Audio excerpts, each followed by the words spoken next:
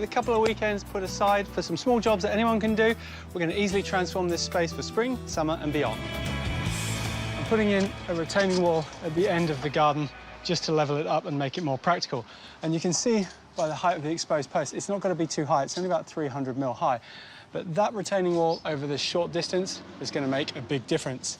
Now, as a rule of thumb, if you haven't put a retaining wall in, you need some pretty secure posts. You need to go 2/3 in the ground to 1/3 out of the ground. So we're 300 high. My maths tells me it needs to be 200 deep. I am actually going to go a little bit deeper, though, just to make sure.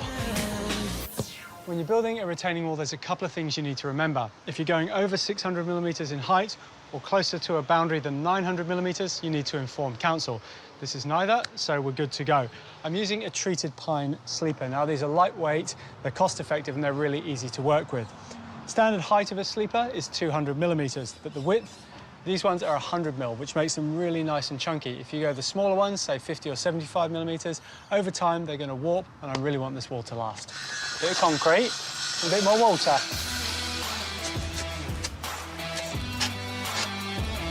The biggest failure of retaining walls is water collecting behind them, building up pressure and pushing them over.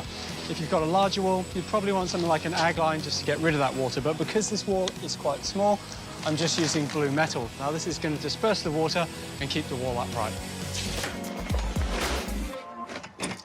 In the top part of the garden, I'm going to do a small paved area. That's going to extend the entertaining space and make the most of the garden. The best part about it is we don't have to dig any soil out because of the level change. I am putting in a footing. I'm just going to use some road base, compact that down.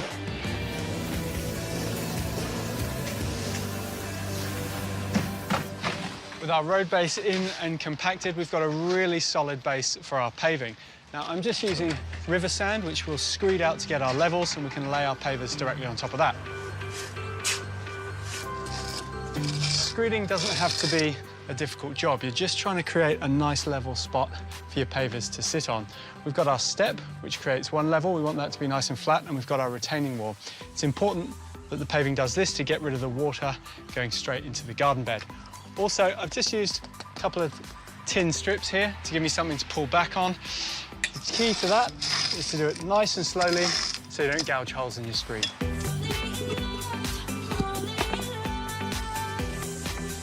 For our new paving, I've selected a dark charcoal concrete paver. It harmonises perfectly with Joe's deck, but it's also nice and hard wearing.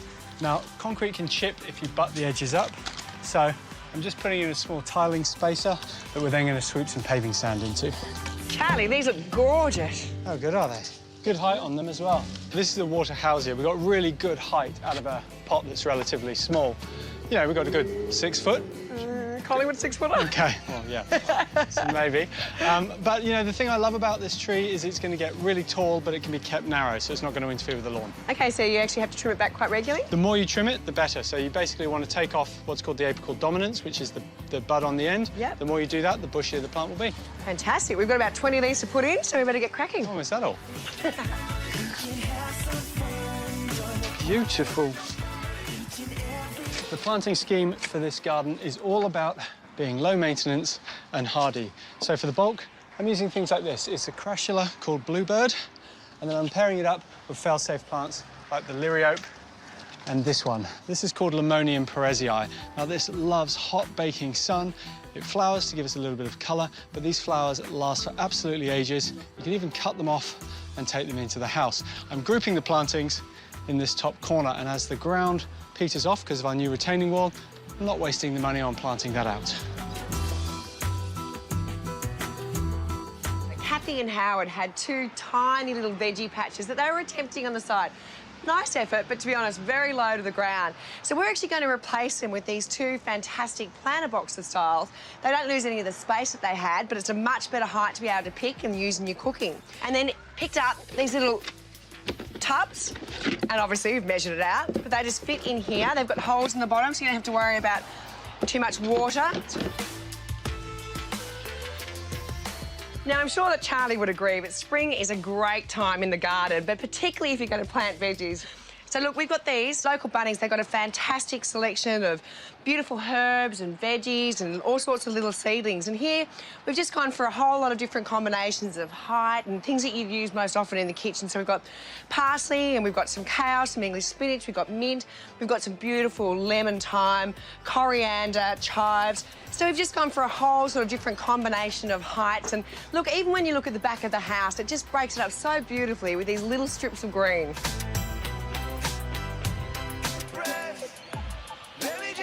Look at that. Beautiful.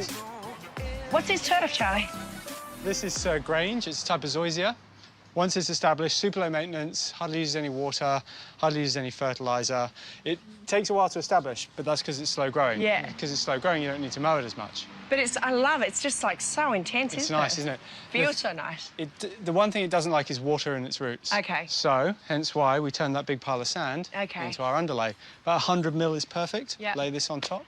And so when you say not much fertiliser, so that fertiliser you put underneath, that's enough for this now? Yeah. Oh, how easy is that? Yeah, it's perfect. Beautiful.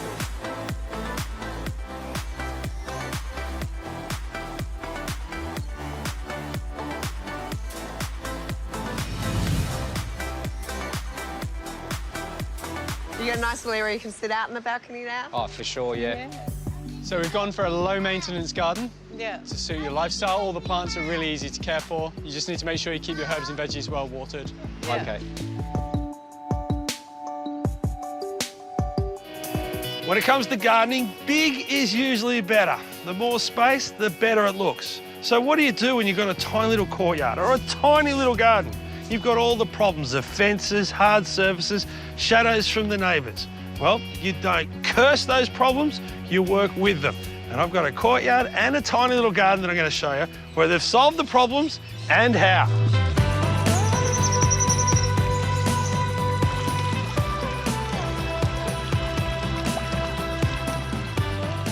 Wow, such a clever use of space. Yes, it's a courtyard, but it's still a garden. And there's something here for every different person in the family. Not to mention it's beautiful.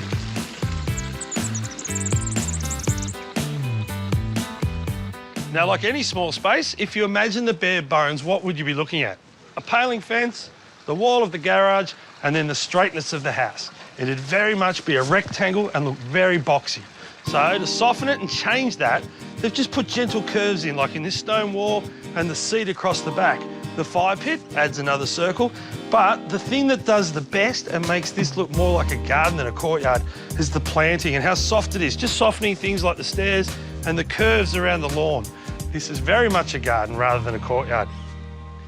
And in a small space, you would think, keep it on the one level and make it as usable and as big as possible. But by having that level change, you create two spaces and a little bit of intimacy up the back. And that's what you want when you're sitting around a fire pit. And making your little retaining wall double as a seat is perfection, because in a small space, you want to use as many things as you can. So we've established that it's beautiful, but what is really good is it is usable. I can imagine a whole tribe of kids or mum and dad sitting out there around a fire. I can imagine the kids rumbling on the lawn. And the lawn is probably the reason why this little courtyard looks like a garden. It makes a little space very green. Most people think in a courtyard with big walls and high fences that the lawn's going to die. But really the only spot where it's not thriving is in there under deep shade. There's so much interest on the ground that your eyes are drawn down. You don't notice any neighbours. That little garden bed there looks like coral. And then the feature when you come into the yard is this pond. You've got the koi and the goldfish thriving. It's not just a boring path that you walk over. There's steppers that you need to concentrate on. So they look good and they draw your eye. So in other words, it's clever garden design.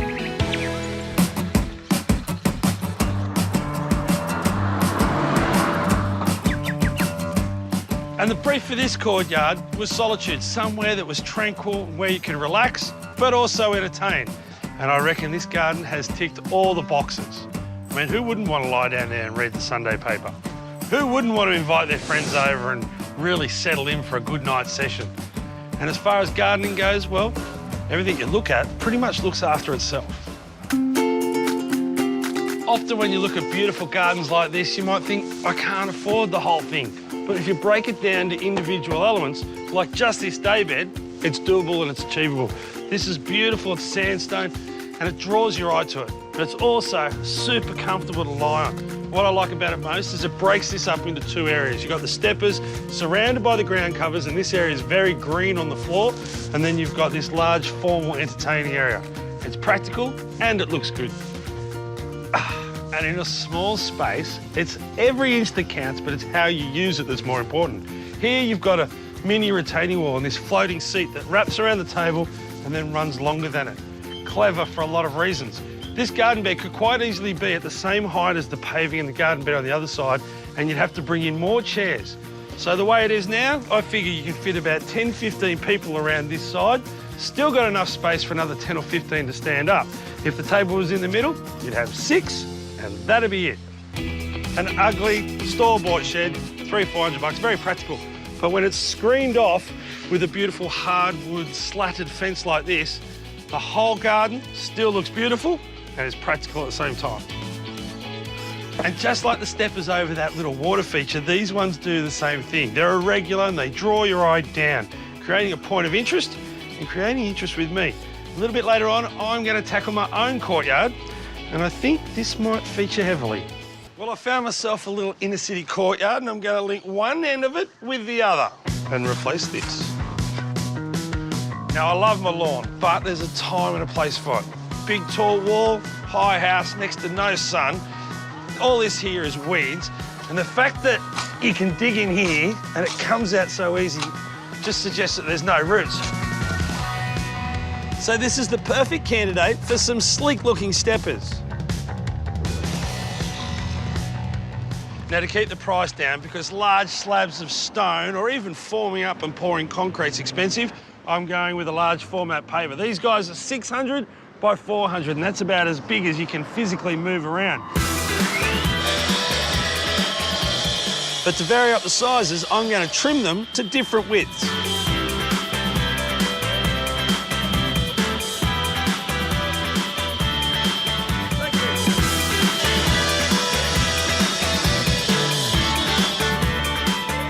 And the secret to getting steppers of different sizes to look good is to get the gaps between them the same. So it works out that all my gaps are 145 mil. It's a lot easier to do it on the floor like this, just moving them slightly. Getting it right takes a couple of minutes, compared to sitting at a desk with a calculator, scratching your head, trying to remember year 9 at school. Wet the back of your pavers before you put them on the mud. That way, the pavers don't draw the moisture from the mud too quickly and cause separation.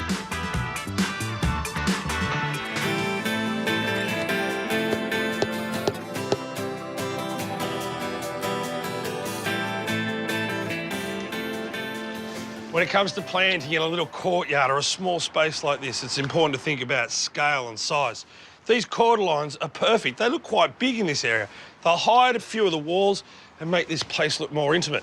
Any bigger, well, they just end up looking like these palms, and they're pretty much telegraph poles because my eyesight, I can't even see the foliage. And on the ground, scale's important too. Things like these dianellas, they're not going to take over the yard. They're going to fill this space, which means you don't need to weed. And if you have a look, there's lots of shade-loving plants here, lots of variegated plants, so the white margins or the colour on the leaf really brighten up the place when plants attack.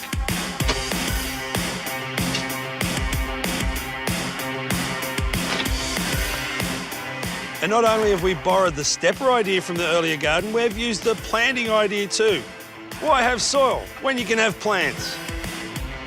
Between the steppers, to soften everything and to give this garden a garden, I'm planting dichondra. Now, this loves the shade, so even in a dark spot in the garden, it's going to stay nice and thick like that.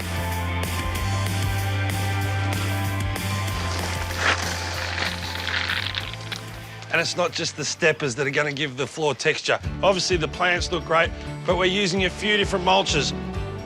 Pine bark around the plants and pebbles under the clothesline.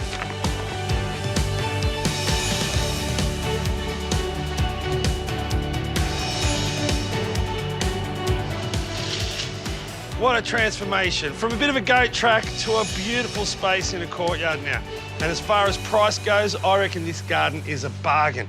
Now the pavers, $65 a metre. We've only used 3 metres because we've laid them as steppers, so that's $200. There's $1,000 worth of plants. That was the big spend. But there's only sand, cement and mulch to add to that, so it was a $1,500 courtyard. You know the old saying, champagne on a beer budget? Well, this is the landscape version of it.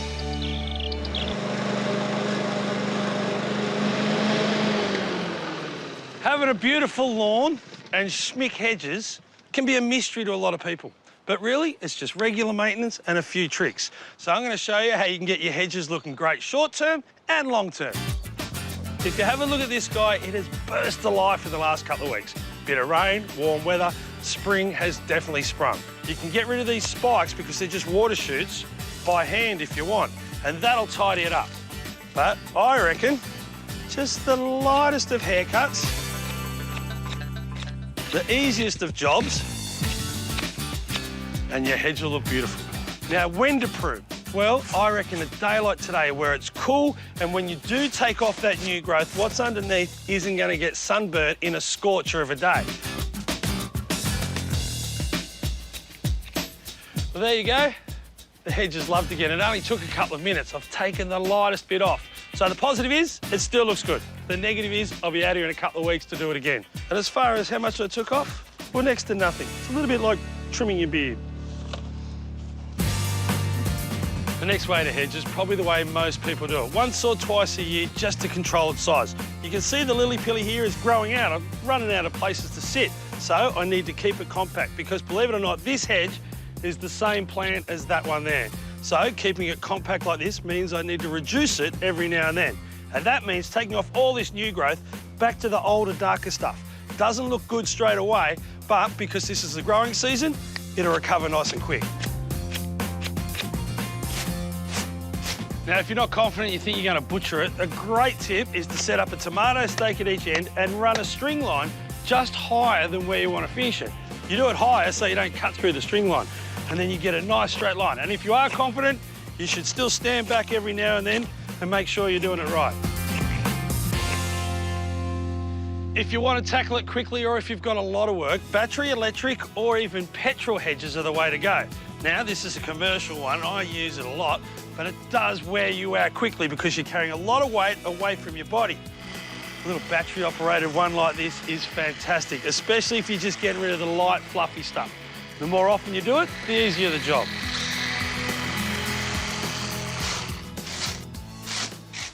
I'm not bashing it up, but I am cleaning it up.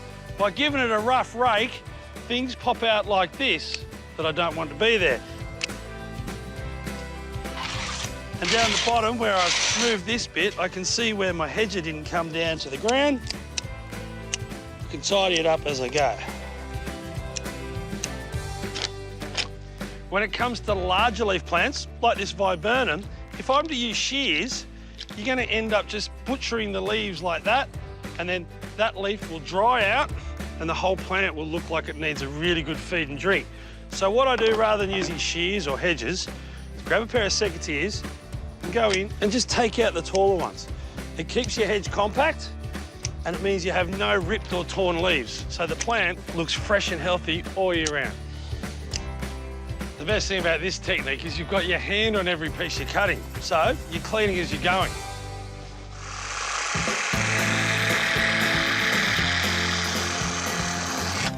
Probably one of the things we hedge up the most is buxus. It's this little plant down the bottom here, and it's also topiaried here into a pyramid. There are buxus balls around the place, and if you want them to look really good, I reckon you need to prune them about once a month. You should just be taking off one leaf at a time. That way, you've always got a little bit of new growth coming through, and you get nice, thick and healthy, and I reckon a touch of class in the garden. If your hedge is looking a little bit tired and sunburned, it might just need a heavy trim. So I reckon you need to rejuvenate it. What I'm going to do is take off about 100 mil of the whole foliage.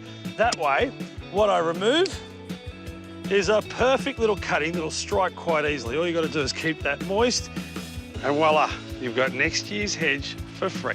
What a great day. We've pruned and we've shaped. Well, we've shaped the future of this garden. When it comes to your home, we all know about street appeal. It can make a big difference to how you feel about the place and how much your house is worth. And at the moment, this 1980s primary school fence is letting this beautiful old gem of a house down. So, out with the old and daggy and in with the new and shiny. And it's not just the fence we're talking about. This garden, I mean, this space needs a lift as well. Pebbles, great if you're trying to create that dry riverbed look or a long driveway, but to the front of house is an absolute no-no. So I'm going to clear all this out and put in a garden as well.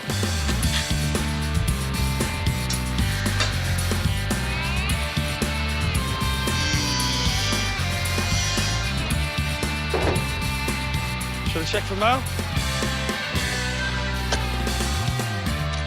So we're putting a picket fence in. There's 2 panels, 4 panels, 6 panels with the neighbour. And materials are about $50 a linear metre. Now, if you think that's a lot of money, compare it to brickwork. If you tried to do a fence like some of the other ones in the street, it would cost about $1,000 a linear metre. So this picket fence is going to look as good, but it's a 20th of the price. Now, the easiest way to set up a fence is have a top and a bottom string line. And you can set your height right. It means you can go along, do all the posts, and you only have to check them to be level this way, rather than checking them all this way. The next thing to do is set your post. Now, I normally allow for a bag of quick-set concrete at each post, and there's about a dozen here, so that's 240 kilos of concrete I've got to carry in the back of the ute, or for the average homeowner, in the back of their car. And that's not nice. Or, ta-da, a brand new product. Now, this is from Seeker. It's like expanding foam, but it can go into the ground, perfect for fence posts, letterbox, clotheslines, things like that. All you got to do is you've got to roll this up, you break the seam through the middle, and then you've got 20 seconds where you rub it over your legs to mix it all through. You ready? Yep. Let's go. Oh, I can feel it expanding now. What did I do with the scissors? I gotta say, you've got to see this to believe it. Within 3 minutes, it'll fill the hole, and within 2 hours, you can work with it. Now, this really is the easiest picket fence to put up because the posts and the rails are just screwed together. There's no mortising or checking out with a chisel. It just sits in front of it. But with that, you end up with this ugly joint down the side. If I put on the first picket, from the side where all the gates are, you can see in here. So what I'm going to do is put one on the side. Now, I'm using a pretty contemporary picket. It's 42mm by 19. It'll give us a new modern look. And when I bang the first 2 on like that, I've completely hidden that little cheat that I did. Now, as far as the space goes between your pickets, it's up to you. What I like to do, put a picket on its edge, pick up the next one, and I can guarantee that all my joints are 19mm. It's really important that you get your picket close to the string line, but don't touch it. If you have a look at the next door neighbour's fence, the pickets have got an arch in it because as they've been putting them up, they've probably just touched that string ever so slightly. And as they get to the centre of the fence, it's a lot higher than either end of it. Posts are H4, so they're not primed, but they are treated to go in the ground. The rails and the pickets, well, they're covered in pink paint, which means they're primed, ready to go for a final coat. For speed, I bang on about 3 or 4 up top before I pick up the level and then space out the rest. I'm putting a letterbox in here, so this picket here is the last one that fits up butt to it. And here, if I kept going with my same spacer, I'd end up with 2 that were touching each other, even overlapping. So to eliminate that and not do a ton of maths, you stop about 8 pickets from the end. That's a good amount where you can blend in the gap. If you're driving past or walking past, you'd never notice it. The only person that really would, the person that puts it up. And you, now that I've told you.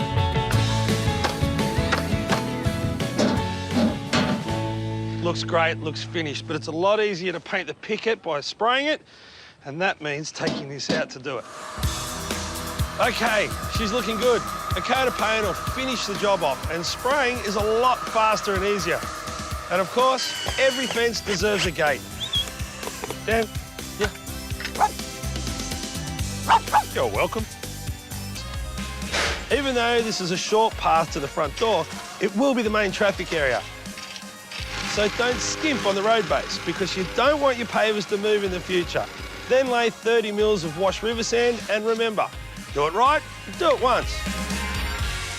If you've ever seen kids learn how to tempi and bowl, they fill the gutters in with bumper rails.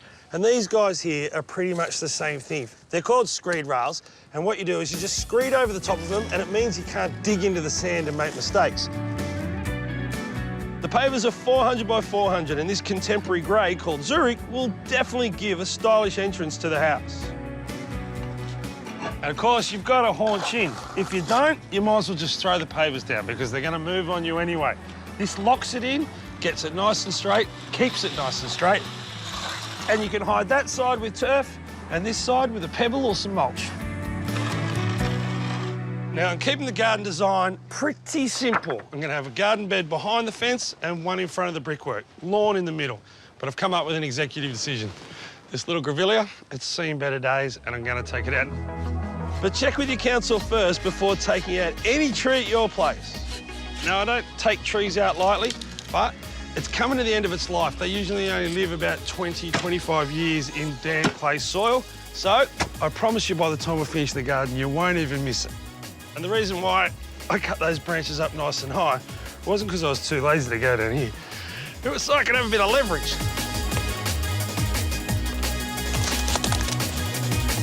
Cheers, mate. Now, traditionally, I'd have a little hedge behind this picket fence, but because I've got the water there, this tree and the gas over there, I can't evenly space out the plants. I've got these viburnum tinus. Now, compared to odotisserum, they've got a smaller leaf, but more flowers, so they're a bit more showy. And then on the ground here is a pitostrum hole-in-one. They'll get big enough to hide the water meter, but they'll stay short enough that they won't block the letterbox. And some lamandra lime tufts, which will need no maintenance at all. So it's an informal garden, but that's okay, because you see it when you're coming out of the house. When you're going into the house is quite formal. You're going to have a hedge gardenias and a little diamond frost euphorbia across the front. And in here, a bit of Surwater buffalo, because it's going to handle the shade of all these trees. And it's a good idea to plant before you turf. It's kind of like you can clean up and sweep all the dirt underneath the new carpet. Now, I like to lay a roll of turf all the way around the outside first for a couple of reasons. It means you're not over here with a shovel trying to cut the grass and chipping your pavers, but it also means if you end up with little bits, they're 500 million from the edges, and these spots here, hard up against hard surfaces, are going to dry out quicker. The little bits in here are going to be protected. One of the advantages of working in a small little front yard like this is the economy of scale. Keeping things small means that it costs you less and it's quicker to go up. A 900mm picket fence is cheaper than a 1200mm picket fence. And an 800mm path, which looks fine in such a small space, is obviously cheaper than a wider one. 20 metres of turf, not hundreds, a few plants, and this front yard is now the prettiest garden in the street. It's gone from the worst to the best in just one day. And at the same time, improve the street appeal and instantly increase the value of the property. But better still, it's given this classic house the garden it deserves. The next job is to eliminate that trip hazard. Now, you could lift and replace this path, but we would blow our budget. I've got a simple, easy and cheap alternative. What I've got here is a demo saw. Now, you can hire one for about $100 a day, and if you're a competent DIYer, they're not too scary. We're just cutting out the parts of the old path where there's a trip hazard and replacing the bits we've removed with second-hand bricks. And because they're old and a little bit battered, they're more sympathetic to the existing path. Now, you can get these guys for about 50 or 60 cents each. We're also adding a header course along the side that ties the whole look together and makes the path a bit wider too. It's important to sponge the cement off before it sets. It's a lot easier to clean.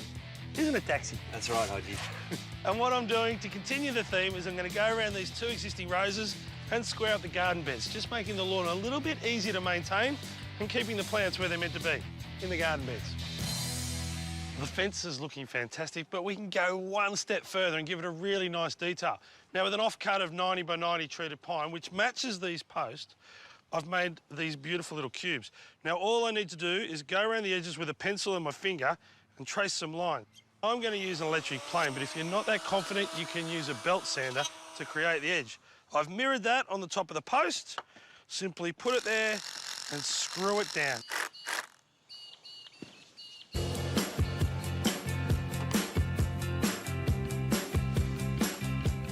Just because we're on a budget doesn't mean we want people to know us. These stairs here are a really great spot to make a statement. That's why I'm using sandstone. For less than $200, I can dress this place up from a home, make it look more like a manor. One of the cheapest and easiest things to give your garden a facelift is to paint old paths with paving paint.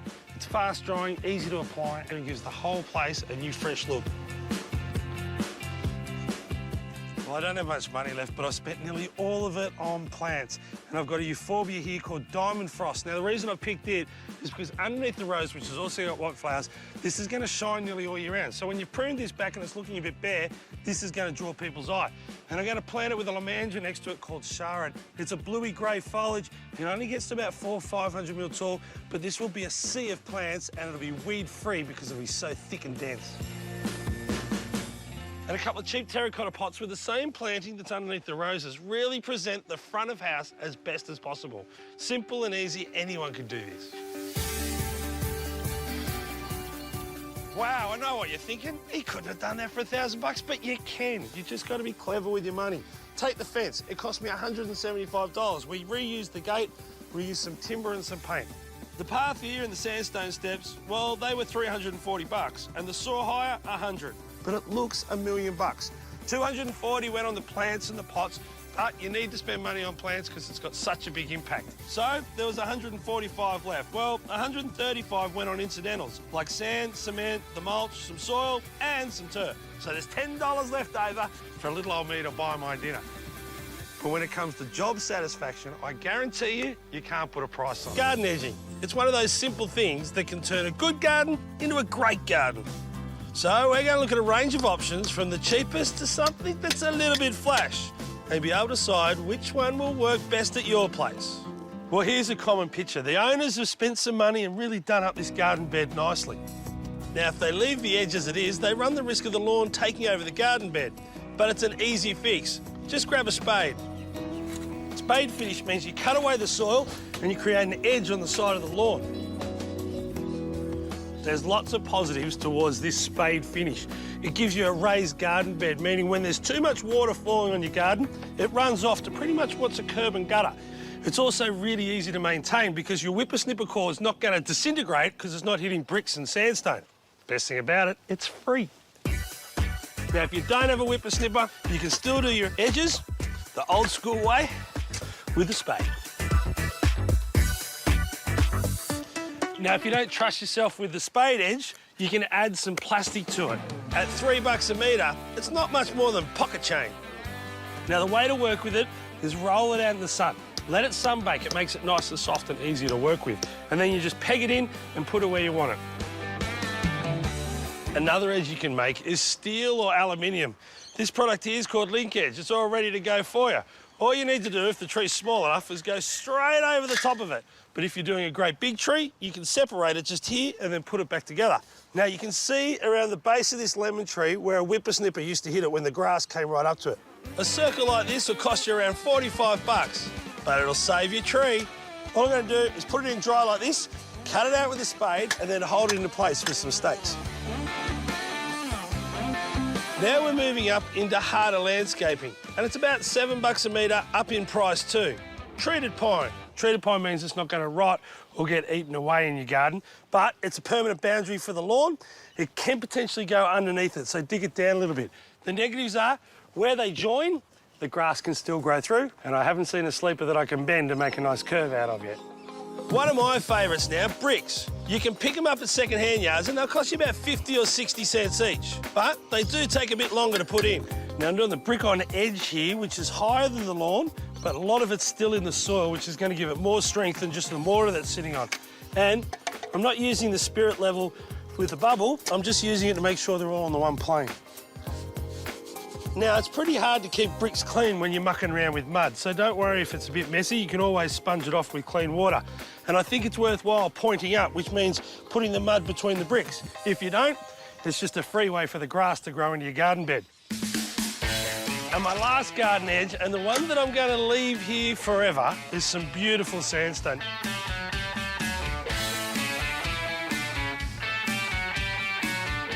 Now, before I lay it wet, which means lay it on the mud, I'm going to put a few out dry so I can get the angles right, See, we've got that great big joint there. What I can do is just put a spirit level or a piece of timber over that, mirror the cut on both sides, use an angle grinder, and then I'm left with a nice 10mm joint. Perfect, just like a pro.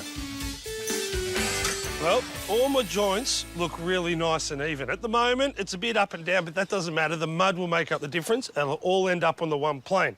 Now, how do you do it? Well, you lift one piece of stone and lay one piece of stone at a time. So take it out, put the mud in, wet the bottom side of the stone, and then put it back in. Now, you wet it so it doesn't draw all the moisture out of your mortar or your mud mix. If it draws it out too quick, the mortar will dry separately to the stone and they won't be stuck. Now, before you fill the joint, you want to wet it as well so it doesn't dry out and crack. And then all you do, hold the plants back and flick it in. Now, flicking it in is good. You fill the whole joint, you wipe off the excess, wait for that to be semi-dry and then sponge it off. It'll look $1,000,000. Well, I think the sandstone looks really smart, and if you like the look of it like that, it's only going to look better as it ages. The best thing about it, you can mow straight over the top of it and you don't have to do the edges all the time. I reckon the other one that's timeless is the first one, the cheapest one, the spade edge. We've been doing that ever since we've been gardening. But if the brick or the plastic or the timber suits your place and your budget, go for it.